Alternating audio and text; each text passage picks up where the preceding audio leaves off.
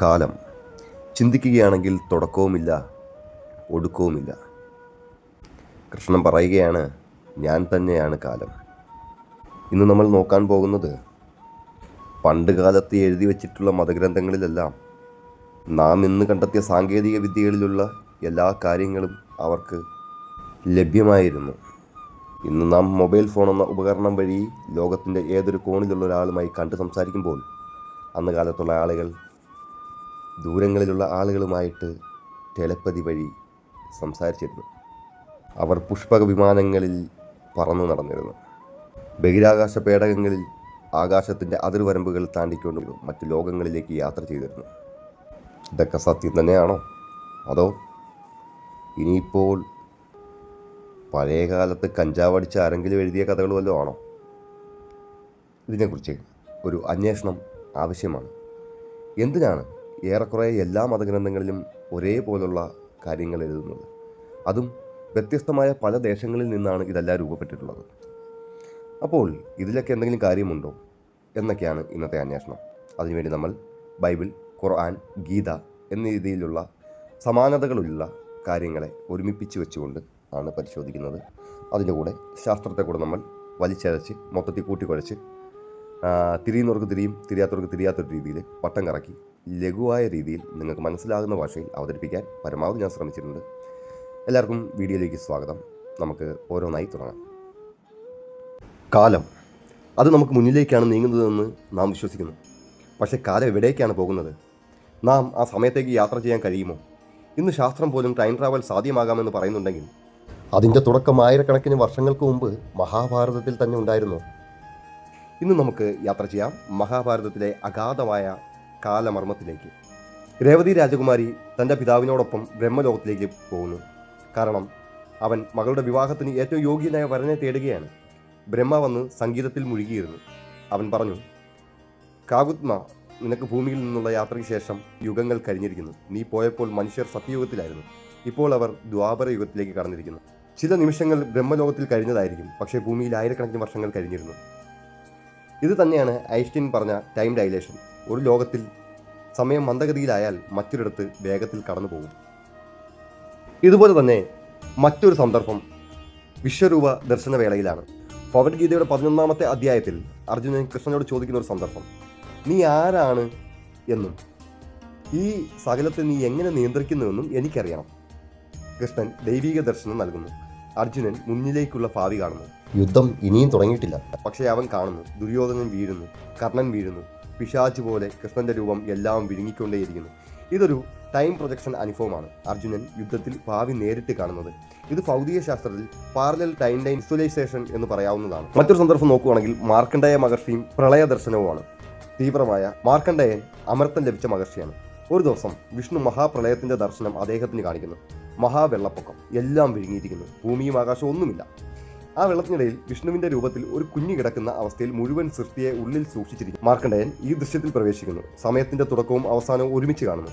ഇത് time loop എന്ന ആശയത്തിന്റെ പുരാതനമായ ഒരു രൂപമാണ്. മറ്റൊന്ന്, നാരദ ദേവർഷി എല്ലാ ലോകങ്ങളിലും യാത്ര ചെയ്യുന്ന ഒരു ദൂതനാണ്. ദേവലോകം, ബ്രഹ്മലോകം, ഭൂതലോകം എല്ലായിടത്തും സമയം വ്യത്യസ്തമാണ്. അപ്പം ഒരു ലോകത്തിൽ 1 മണിക്കൂർ കടന്നാലും മറ്റൊരിടത്ത് 100 വർഷം കടന്നുപോകും. ശാസ്ത്രത്തിൽ ഇതാണ് റിലേറ്റിവിറ്റി ടൈം ഫ്ലോ എന്ന് പറയുന്നത്. മഹാഭാരതത്തിൽ ഇത് വ്യക്തമായി തന്നെ പരാമർശിക്കും. മറ്റൊരു കാര്യം നമുക്ക് നോക്കുകയാണെങ്കിൽ യുധിഷ്ഠിരന്റെ സ്വർഗാരോഹണമാണ്. അവസാനത്തിൽ യുധിഷ്ഠിരൻ തൻ്റെ ശരീരത്തോടൊപ്പം സ്വർഗത്തിലേക്ക് പ്രവേശിക്കുന്നു. അവൻ അവിടെ സമയം തികച്ചും മറ്റൊരു നിലയിൽ അനുഭവിക്കുകയാണ് ചെയ്തുകൊണ്ടിരിക്കുന്നത്. ഭൂമിയിലെ കാര്യങ്ങളെല്ലാം പിന്നിലായി സമയത്തിൻ്റെ വ്യത്യസ്ത പാളികൾ അവിടെ തുറക്കുന്നതാണ്.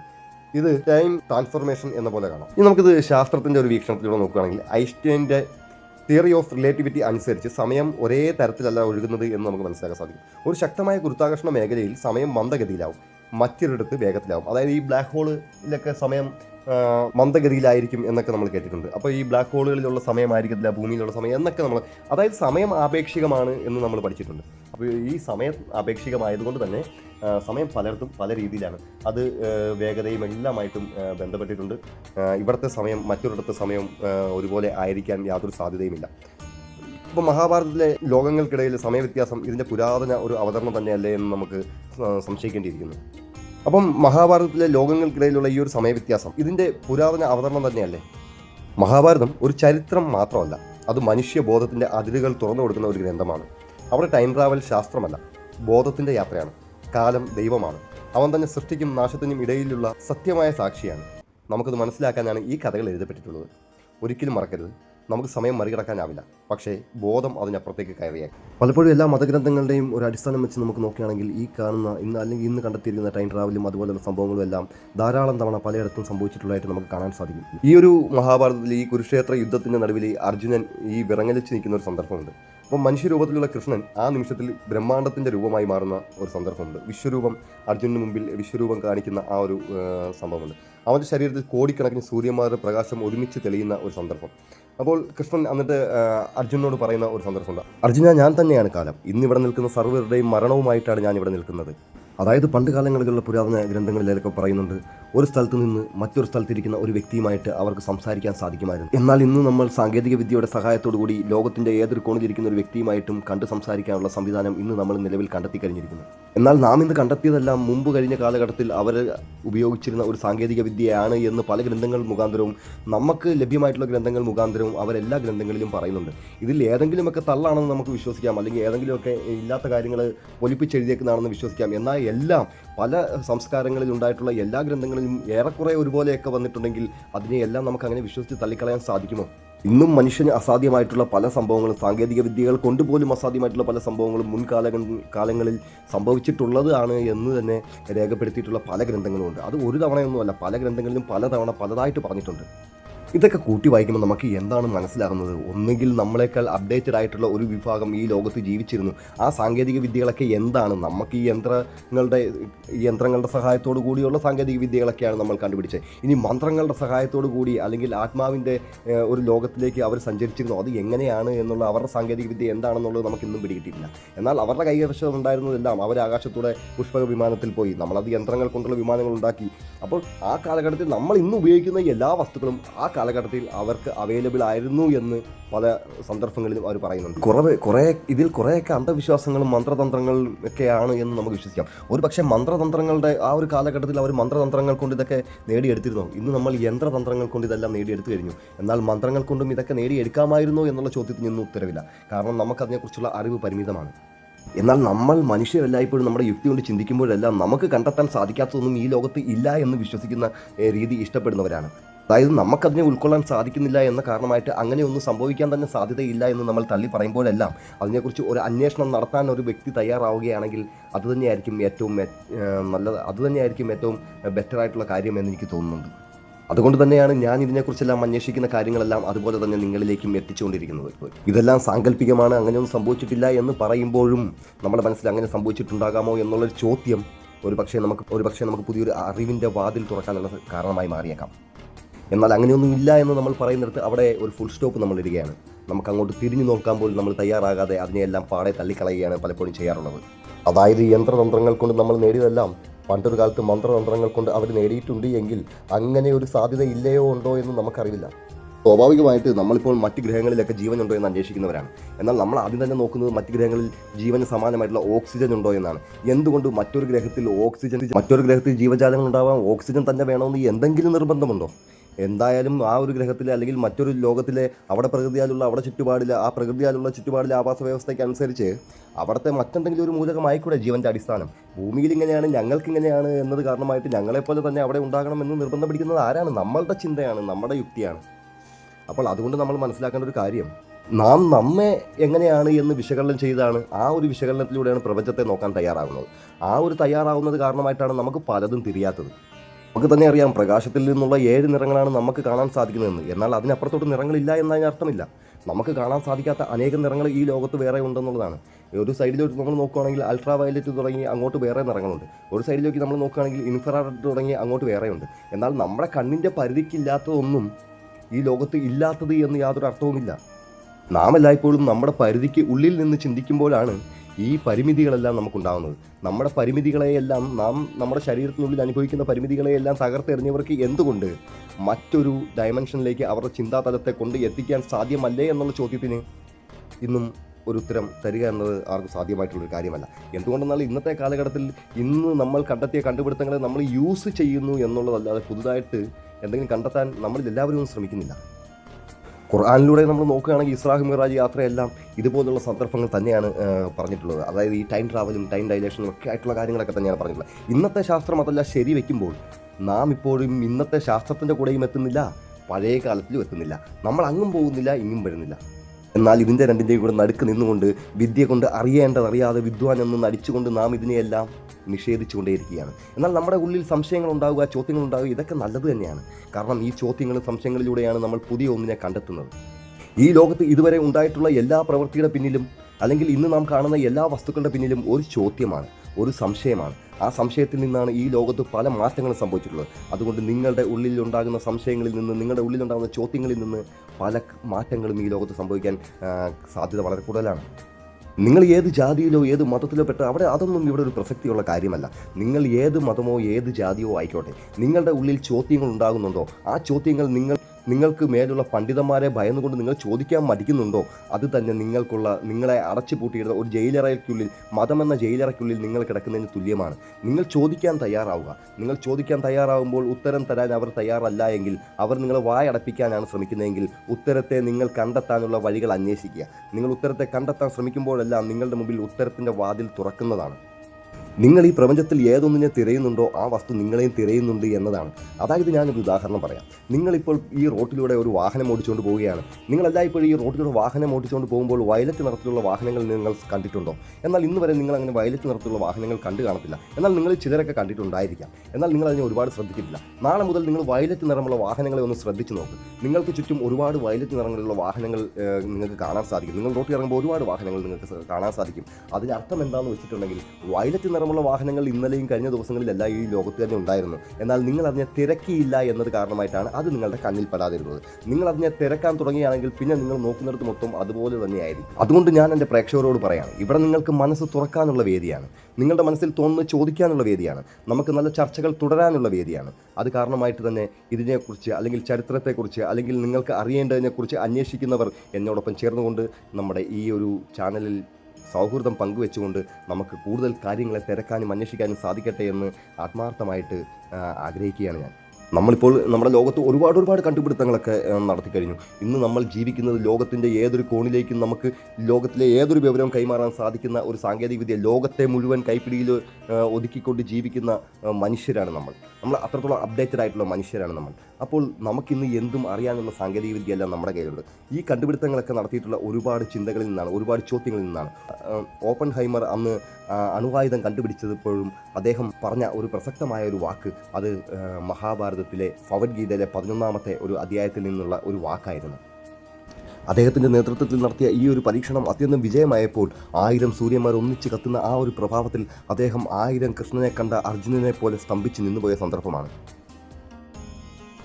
അദ്ദേഹത്തിൻ്റെ നാവിൽ നിന്ന് അറിയാതെ വീണുപോയ ആ വരികൾ ഇതായിരുന്നു: ഞാൻ ഈ ലോകത്തിൻ്റെ മരണമാണ്. നമ്മളെല്ലാം പലപ്പോഴും ചിന്തിക്കാറുണ്ട്, അമിതമായിട്ടുള്ള ബുദ്ധിയുള്ളവരെല്ലാം ഈശ്വരവിശ്വാസികളായിരുന്നില്ല എന്നത്. ഇത് വെറും തെറ്റിദ്ധാരണയാണ്. ഈ ലോകത്ത് വന്നിട്ടുള്ള പല ശാസ്ത്രജ്ഞന്മാരും തികഞ്ഞ ഈശ്വരവിശ്വാസികളായിരുന്നു എന്നുള്ള സത്യം നമ്മൾ മനസ്സിലാക്കേണ്ടതായിട്ടുണ്ട്. അവരാരും ഒരിക്കലും യുക്തിവാദികളൊന്നും ആയിരുന്നില്ല, അപൂർവം ചിലരൊഴികെ. എല്ലായ്പ്പോഴും നമ്മൾ ചിന്തിക്കേണ്ടിയിരിക്കുന്നു, ഈ ലോകത്തിന് മുമ്പെന്നോ കൈവന്നിരുന്ന എന്തൊക്കെയോ സിദ്ധികളും കഴിവുകളും എല്ലാം ഇന്ന് വന്ന കാലത്തിൽ നാം എല്ലാം നഷ്ടപ്പെടുത്തി കളഞ്ഞിരിക്കുന്നു. ഒരുപക്ഷെ ഇനി ഒരിക്കലും അങ്ങനെ ഒരു കാലഘട്ടം തിരിച്ചു വരില്ലായിരിക്കാം. അതല്ലെങ്കിൽ പഴമക്കാർ അവർക്ക് കിട്ടിയ കുറേ സിദ്ധികളെല്ലാം രഹസ്യമായി സൂക്ഷിച്ചിരുന്നത് കൊണ്ടാവാം നമ്മിലേക്കല്ലാതെ എത്താതെ പോയത്. എന്നാൽ നമുക്കറിയാം, ഇന്ന് ഈ പ്രപഞ്ചത്തിൽ അത്ഭുതകരമായിട്ട് യാതൊന്നും തന്നെ സംഭവിക്കത്തില്ല. പലപ്പോഴും ദൈവത്തിൻ്റെ കാര്യം അല്ലെങ്കിൽ ഈശ്വരവിശ്വാസം എന്നൊക്കെ പറയുമ്പോഴെല്ലാം പലരും ചിന്തിക്കുന്ന അത്ഭുതകരമായിട്ടുള്ള എന്തെങ്കിലും കാര്യങ്ങളൊക്കെ ഈ പ്രപഞ്ചത്തിൽ സംഭവിച്ചാൽ മാത്രമേ അത് ഉണ്ട് എന്നുള്ളതിന് തെളിവാകൂ എന്നൊക്കെ ഉള്ളതാണ്. പക്ഷേ നമ്മൾ മനസ്സിലാക്കേണ്ട ഒരു കാര്യം, ഈ പ്രപഞ്ചത്തിൽ സംഭവിച്ചിട്ടുള്ള ഇന്ന് വരെ നാം കാണുന്ന എല്ലാ വസ്തുക്കളും സംഭവിച്ചത് എവിടെ നിന്നാണ്? ഓരോ മനുഷ്യൻ്റെ ഉള്ളിലെ ചിന്തകളിൽ നിന്നാണ് ഉണ്ടായിട്ടുള്ളത്. അതായത് അത്ഭുതങ്ങൾ സംഭവിക്കുന്ന പ്രപഞ്ചത്തിലല്ല എന്ന സത്യം മനുഷ്യൻ മനസ്സിലാക്കേണ്ടതായിട്ടുണ്ട്. അത്ഭുതങ്ങൾ യഥാർത്ഥത്തിൽ സംഭവിക്കുന്നത് ഒരു മനുഷ്യൻ്റെ മനസ്സിൻ്റെ ഉള്ളിലാണ്. ഈ പ്രപഞ്ചത്തിൽ കാണുന്ന സർവ്വമായിട്ടുള്ള കാര്യങ്ങളും ഒരിക്കൽ ഒരു മനുഷ്യൻ്റെ മനസ്സിൻ്റെ ഉള്ളിൽ കണ്ടിട്ടാണ് അത് ഈ പ്രപഞ്ചത്തിലെ ഈ ലോകത്തിലേക്ക് നമ്മുടെ മുന്നിലേക്കെല്ലാം, അല്ലെങ്കിൽ ആ വസ്തുക്കളെല്ലാം നമ്മുടെ മുമ്പിലേക്കെല്ലാം വന്നിട്ടുള്ളത്. ഈ ലോകത്തുള്ള സർവ്വ വസ്തുക്കളും ഇമാജിനേഷൻ്റെ ലോകത്തു നിന്നാണ് നമ്മിലേക്ക് എത്തിയത്. ഒരു വീടിൻ്റെ പ്ലാൻ ഒരു എഞ്ചിനീയർ തയ്യാറാക്കുമ്പോൾ ആ വീട് പണിത് കഴിയുമ്പോഴുള്ള രൂപം ആ എഞ്ചിനീയർ അദ്ദേഹത്തിൻ്റെ ഇമാജിനേഷനിൽ, ആ മനസ്സിൽ അദ്ദേഹം കാണുന്നുണ്ട്. കുതിരവണ്ടിയും കാളവണ്ടിയും ഓടിയിരുന്ന ലോകത്തിലേക്ക് കാറെന്ന ഒരു ആശയം ആദ്യമായിട്ടൊരു കാർ ഓടിയത് ഒരു മനുഷ്യൻ്റെ മനസ്സിൻ്റെ ഉള്ളിലാണ്. മാത്രമല്ല, ഇപ്പോഴും മനുഷ്യനെ മയക്കുന്ന കറുപ്പാണ്. ചില അവസരങ്ങളിലെല്ലാം ഇതേ മതം നമുക്ക് മുകളിൽ നമ്മെ നിയന്ത്രിക്കുന്ന പണ്ഡിതന്മാർക്ക് ജീവിക്കാനുള്ള ഒരു ജീവിത മാർഗ്ഗമാണ്. നിങ്ങൾക്കറിയാമോ, ഈ പണ്ഡിതന്മാർ അവർക്ക് നമ്മൾ ചെയ്യുന്ന തൊഴിലിലുള്ള നമുക്കറിയാം അതിനകത്ത് എന്തൊക്കെ കപടതകൾ കാണിക്കാൻ പറ്റും, അതിൽ എന്തൊക്കെ കുരുട്ടുബുദ്ധികളൊക്കെ കാണിക്കാൻ പറ്റും എന്നൊക്കെയുള്ള കാര്യങ്ങളൊക്കെ നമുക്കറിയാം. അതുപോലെ തന്നെ ഒരു മേഖലയാണ് ഇതും. അവർക്കറിയാം അവരുടെ മേഖലയിൽ നിന്നുകൊണ്ട് എന്തൊക്കെ കുരുട്ടുബുദ്ധികൾ കാണിക്കാൻ പറ്റും, എങ്ങനെയൊക്കെ പണം സമ്പാദിക്കാൻ പറ്റും എന്നുള്ള കാര്യങ്ങളെല്ലാം അവർക്കൊക്കെ അറിയാം. അന്ധമായി നിങ്ങളെല്ലാം നിങ്ങളുടെ പണ്ഡിതന്മാരെ വിശ്വസിക്കേണ്ട കാര്യം യാതൊരു കാരണവശാലും ഉണ്ടാവുന്നില്ല. എൻ്റെ കഴിഞ്ഞൊരു വീഡിയോയിൽ ഒരു വ്യക്തി വന്നിട്ട് എൻ്റെ അടുത്ത് പറയുകയുണ്ടായി, പണ്ട് കാലത്ത് ജീവിച്ചിരുന്ന പണ്ഡിതന്മാർ ഇതിനെക്കുറിച്ചൊക്കെ വ്യക്തമായിട്ട് പറഞ്ഞു വെച്ചിട്ടുണ്ട്, പിന്നെ മറ്റൊരാളും പറയേണ്ട കാര്യമൊന്നും നമ്മൾ കേൾക്കേണ്ടതില്ല എന്ന്. അങ്ങനെയല്ല. നിങ്ങളൊരു മുസ്ലിം ആണെങ്കിൽ പോലും നിങ്ങൾക്ക് അവർ പഠിപ്പിക്കുന്നില്ല തൊടാതെ വിഴുങ്ങേണ്ട യാതൊരു ആവശ്യകതയും ഉണ്ടാകുന്നില്ല. അറിവെന്നത് ഇസ്ലാമിൻ്റെ കളഞ്ഞുപോയ സമ്പത്താണ് എന്നാണ് പഠിപ്പിച്ചിട്ടുള്ളത്. നിങ്ങൾ അമിതമായി അല്ലെങ്കിൽ അഗാധമായി പണ്ഡിതന്മാരെ പിൻപറ്റുകയാണെങ്കിൽ ഇമാം മാലിക് പറഞ്ഞിട്ടുണ്ട്, നിങ്ങൾ താടിയുള്ളവരുടെ എല്ലാം പിറകെ പോകല്ലേ, കാരണം ആടിനുമുണ്ട് താടി എന്നതാണ് അദ്ദേഹം പറഞ്ഞത്. നിങ്ങളുടെ ചോദ്യങ്ങൾ പണ്ഡിതന്മാരെ ഉത്തരം മുട്ടിക്കുമ്പോഴാണ് അവർ പറയുന്നത് അങ്ങനെയൊന്നും ചോദിക്കാൻ പാടില്ല, അത് ദൈവകോപത്തിൽ ഇരയാകുമെന്ന് നിങ്ങളെ ഭയപ്പെടുത്തുന്നത് അത് കാരണമായിട്ട് മാത്രമാണ്. മനുഷ്യൻ തൻ്റെ ഉള്ളിലുള്ള സംശയങ്ങൾ ചോദിക്കാതിരിക്കുകയാണെങ്കിൽ അവൻ ഏത് മതത്തിലാണെങ്കിലും അവൻ മതം ഉപേക്ഷിക്കുന്നത് തന്നെയാണ് ഏറ്റവും നല്ലതായിട്ടുള്ള കാര്യം. പണ്ഡിതന്മാർ പലപ്പോഴും അവരുടെ ദൈവത്തെ ഒരു സൈക്കോയോടാണ് ഉപമിക്കുന്നത്. മനുഷ്യനെ അകാരണമായി തീയിലിട്ട് വറുത്തു കോരുകയും മനുഷ്യനെ വേദനിപ്പിക്കുകയും അതിലൂടെ സന്തോഷം കണ്ടെത്തുകയും ചെയ്യുന്ന ഒരു ദൈവത്തെയാണ് അവർ പലപ്പോഴും ജനങ്ങളുടെ മുമ്പിലേക്ക് പ്രദർശിപ്പിക്കാറുള്ളത്. ദൈവത്തെ സ്നേഹത്തോടെ മാത്രം കാണേണ്ട ഒരു സമൂഹത്തെ അവർ ദൈവത്തെ ഭയത്തോടുകൂടി സമീപിക്കാൻ അവർ കാരണമായി തീരുകയാണ് ഉണ്ടാവുന്നത്. അതുകൊണ്ട് തന്നെയാണ് ഖുർആനിൽ പറഞ്ഞത്, നിങ്ങൾ നരകത്തിലേക്ക് നോക്കുകയാണെങ്കിൽ നിങ്ങൾക്ക് നരകത്തിൽ ഏറ്റവും കൂടുതൽ കാണാൻ സാധിക്കുന്നത് പണ്ഡിതന്മാരെയാണെന്ന്. ഖുർആൻ ഒരിക്കലും മുസ്ലിങ്ങൾക്ക് വേണ്ടി മാത്രമുണ്ടായ ഒരു ഗ്രന്ഥമല്ല. ഖുർആൻ എല്ലായ്പ്പോഴും ഈ ലോകത്തിലെ മുഴുവൻ ജനങ്ങൾക്ക് വേണ്ടി അവതരിച്ചിട്ടുള്ളൊരു ഗ്രന്ഥമാണ്. അതുപോലെ തന്നെയാണ് ഈ ലോകത്ത് വന്നിട്ടുള്ള എല്ലാ മതപരമായിട്ടുള്ള ഗ്രന്ഥങ്ങളും നന്മ തന്നെയാണ് ഉപദേശിക്കുന്നത്. ഇതിനകത്തെല്ലാമുള്ള നന്മകൾ മനുഷ്യർക്ക് അഭികാമ്യമെങ്കിൽ അവർക്ക് വിനിയോഗിക്കാവുന്നതാണ്. അതിലെ നന്മകളെ മനുഷ്യനെ ഉൾക്കൊള്ളാൻ സാധിക്കുമെങ്കിൽ അത് ഉൾക്കൊള്ളാവുന്നതാണ്. ദൈവം നരകത്തിൽ ഏറ്റവും കൂടുതൽ പണ്ഡിതന്മാരാണെന്ന് പറയുമ്പോൾ അത് ഇന്ന മതത്തിൽപ്പെട്ട പണ്ഡിതൻ അല്ലെങ്കിൽ ഈ മതത്തിൽപ്പെട്ട പണ്ഡിതൻ എന്നൊന്നും പറഞ്ഞിട്ടില്ല. പണ്ഡിതന്മാർ എന്നാണ് ഉദ്ദേശിച്ചത്. അതായത് പണ്ഡിതന്മാർ തന്നെയാണ് നിങ്ങളെ വഴിപഴപ്പിക്കുന്നത്. നിങ്ങൾ ആർക്കാണോ അർഹതയില്ലാത്ത അംഗീകാരം കൊടുക്കുന്നത് അവർ തന്നെ നിങ്ങളുടെ നാശത്തിന് കാരണമായി മാറും. ബൈബിളിൽ പറയുന്ന പ്രസക്തമായ ഒരു ഭാഗമുണ്ട്, അന്ധനെ വഴി കാണിക്കുകയാണെങ്കിൽ ഇരുവരും പൊട്ടക്കുഴിയിൽ വീഴുന്നതായിരിക്കും. മതമെല്ലായ്പ്പോഴും നിങ്ങളെ ഒരു ഹിപ്നോട്ടിസത്തിൻ്റെ അവസ്ഥയിലേക്കാണ് കൊണ്ടെത്തിച്ചുകൊണ്ടിരിക്കുന്നത്. നിങ്ങളെല്ലാം ട്രാൻസ് അവസ്ഥയിലേക്കാണ് ഇപ്പോൾ ജീവിച്ചുകൊണ്ടിരിക്കുന്നത്. ഇതിൻ്റെ എല്ലാം ഉത്തരം നിങ്ങളുടെ ഉള്ളിൽ തന്നെയുണ്ട്. നിങ്ങളുടെ ഉള്ളിനോട് നിങ്ങൾ സംസാരിക്കുകയാണെങ്കിൽ, നിങ്ങളോട് സംസാരിക്കുകയാണെങ്കിൽ, നിങ്ങളോട് ചോദിക്കുകയാണെങ്കിൽ നിങ്ങളുടെ ഉള്ളിൽ തന്നെ വ്യക്തമായ ഉത്തരങ്ങൾ തീർച്ചയായിട്ടുമുണ്ട്. ഈ ഇടയ്ക്ക് ഞാൻ ഒരു വീഡിയോ കാണാനിടയുണ്ടായി. അതിനകത്ത് പ്രവാചകനോട് ഒരു സഹാബി ചോദിക്കുന്നതായിട്ടുള്ള ഒരു രംഗം അദ്ദേഹം പറയുകയുണ്ടായി. ഏത് വീഡിയോ ആണെന്ന് ഞാൻ ഓർക്കുന്നില്ല. ആ വീഡിയോയിൽ അദ്ദേഹം പറയുകയാണ്, പ്രവാചകനോട് ചോദിക്കുകയാണ്, പ്രവാചകനെ എന്താണ് നന്മ, എന്താണ് തിന്മ, ഈ തിന്മ ചെയ്യുമ്പോൾ അത് എങ്ങനെ നമുക്ക് തിരിച്ചറിയാൻ സാധിക്കുമെന്ന്. അപ്പോൾ ആ പ്രവാചകൻ പറയുന്ന ഒരു മനോഹരമായ ഒരു വാക്കുണ്ട്, വളരെ അർത്ഥവത്തായിട്ടുള്ള ഒരു വാക്യമുണ്ട്.